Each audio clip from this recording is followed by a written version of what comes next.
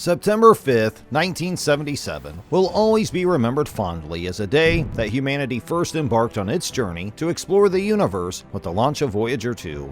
The Voyager mission represents the need for constant innovation and exploration that has driven our species to great heights. Almost 5 decades later, the Voyager crafts remain the only vessels we have sent out to interstellar space.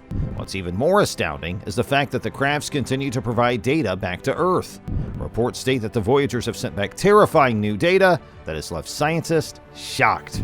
The Voyager program is an American scientific program developed by NASA that launched in 1977. The mission consists of 2 robotic space probes, Voyager 1 and Voyager 2. The scope of the mission was to study the outer part of the solar system and gain knowledge about the outer planets and their moons. At first, the mission was quite simple.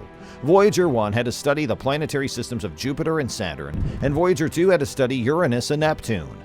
Currently, the Voyager space probes are exploring the outer boundary of the heliosphere in interstellar space. As a result of their success, the mission has been extended 3 times as they continue to transmit useful scientific data. It was confirmed that on August 25, 2012, Voyager 1 had become the first man-made object to exit the solar system and enter interstellar space.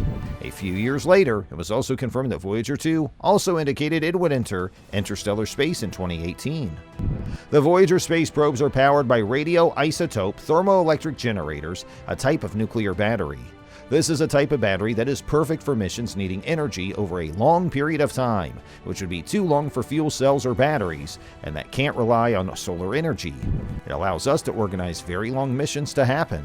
As such, it's predicted that the batteries will no longer be functional from 2032 on, about 55 years after the launch of the space probes, which is quite remarkable.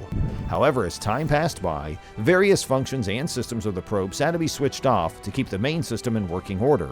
Consequently, they'll be able to keep their current set of scientific instruments on until 2025. The space probes were initially conceived as part of the Mariner program, whose purpose was to launch various robotic interplanetary probes from 1962 to 1973 to investigate Mars, Venus, and Mercury.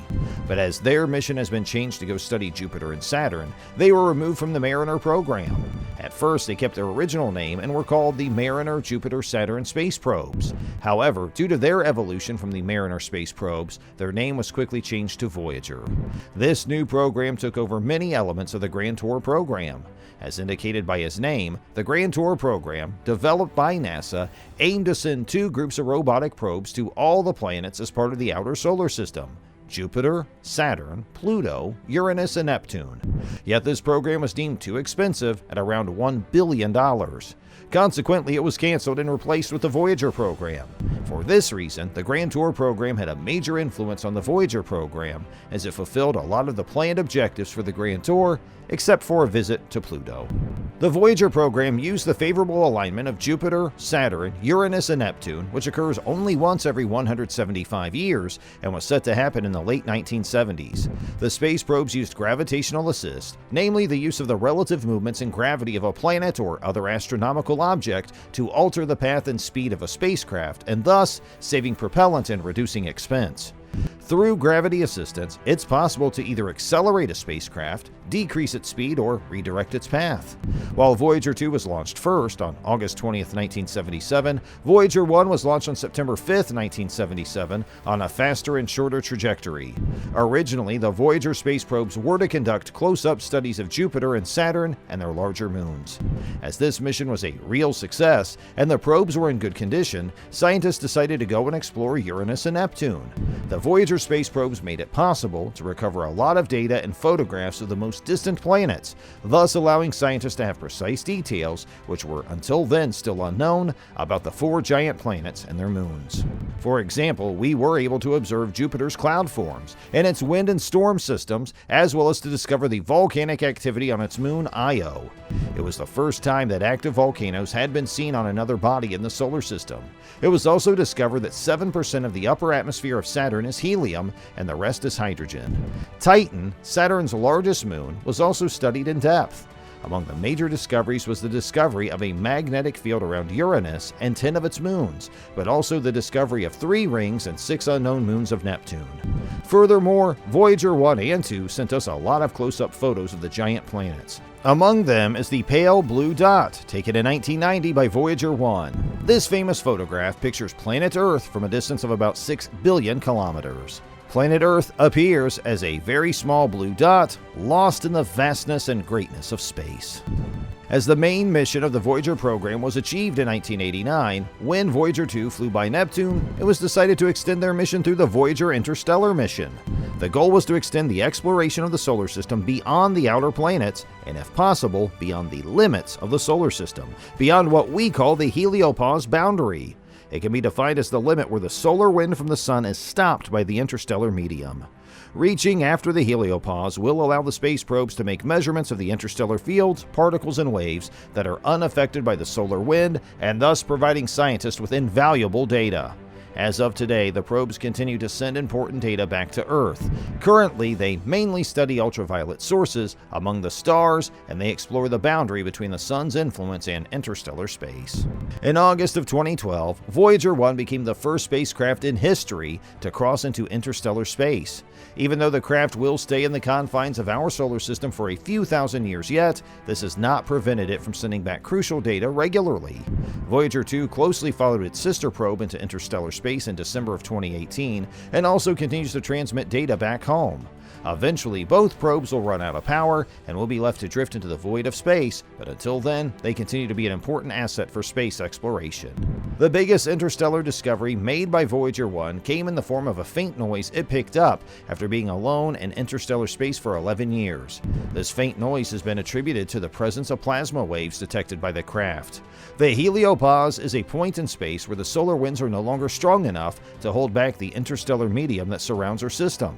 Ever since Voyager 1 crossed the heliopause, it has regularly measured the levels of plasma around it. Even though this part of the interstellar medium is mostly quiet, the probe has picked up a faint hum. As the solar wind pushes back, the craft picks up these signals in the form of shock waves and transmits this data back to Earth for study. This was thought to be the only method of identifying this event until this faint noise was heard.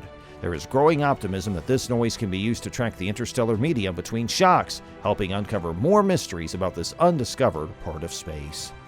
The latest reports state that the engineering team with NASA's Voyager 1 spacecraft is trying to solve a mystery. The Interstellar Explorer is operating normally, receiving and executing commands from Earth, along with gathering and returning science data. But readouts from the probe's attitude, articulation, and control system don't reflect what's actually happening on board. The AACS controls the 45-year-old spacecraft's orientation. Among other tasks, it keeps Voyager 1's high-gain antenna pointed precisely at Earth, enabling it to send data home. All signs suggest that the AACS is still working, but the telemetry data it's returning is invalid. For instance, the data may appear to be randomly generated or does not reflect any possible state the AACS could be in. The issue hasn't triggered any onboard fault protection systems, which are designed to put the spacecraft into safe mode, a state where only essential operations are carried out, giving engineers time to diagnose an issue. Voyager 1 signal hasn't weakened either, which suggests the high-gain antenna remains in its prescribed orientation with Earth. The team will continue to monitor the signal closely as they continue to determine whether the invalid data is coming directly from the AACS or another system involved in producing and sending telemetry data. Until the nature of the issue is better understood, the team cannot anticipate whether this might affect how long the spacecraft can collect and transmit science data. Voyager 1 is currently 14.5 billion miles from Earth, and it takes light 20 hours and 33 minutes to travel that distance. That means it takes roughly 2 days to send a message to Voyager 1 and get a response, a delay the mission team is well accustomed to. Scientists are hard at work trying to explain this new mystery and believe that the data may be a result of the craft deteriorating due to age. The spacecraft are both almost 45 years old, which is far beyond what the mission planners anticipated. They're also in interstellar space, which is a high radiation environment that no spacecraft have flown in before. While this is a big challenge for the team, scientists believe if a solution to the AACS issue exists, they will find it. Another possibility is that the team may not find the source of the anomaly and will instead adapt to it. If they do find the source, they may be able to solve the issue through software changes or, potentially, by using one of the spacecraft's redundant hardware systems. It wouldn't be the first time the Voyager team has relied on backup hardware. In 2017, Voyager 1's primary thruster showed signs of degradation, so engineers switched to another set of thrusters that had originally been used during the spacecraft's planetary encounters. Those thrusters worked, despite having been unused for 37 years. Voyager 1's twin, Voyager 2, continues to operate normally. Launched in 1977, both Voyagers have operated far longer than mission planners expected and are the only spacecraft to collect data in interstellar space. Each spacecraft produces about 4 fewer watts of electrical power a year, limiting the number of systems that the craft can run. The mission engineering team has switched off various subsystems and heaters to reserve power for science instruments and critical systems. No science instruments have been turned off yet as a result of the diminishing power, and the Voyager team is working to keep the 2 spacecraft operating and returning unique science beyond 2025. While the engineers continue to work at solving the mystery that Voyager 1 has presented them, the mission scientists will continue to make the most of the data coming down from the spacecraft's unique vantage point. If you found this video informational, you may also enjoy this one, which talks about the JWST and how it could detect artificial lights on certain planets. Do you think the Voyager mission will continue beyond 2025? Please share your thoughts in the comments section below.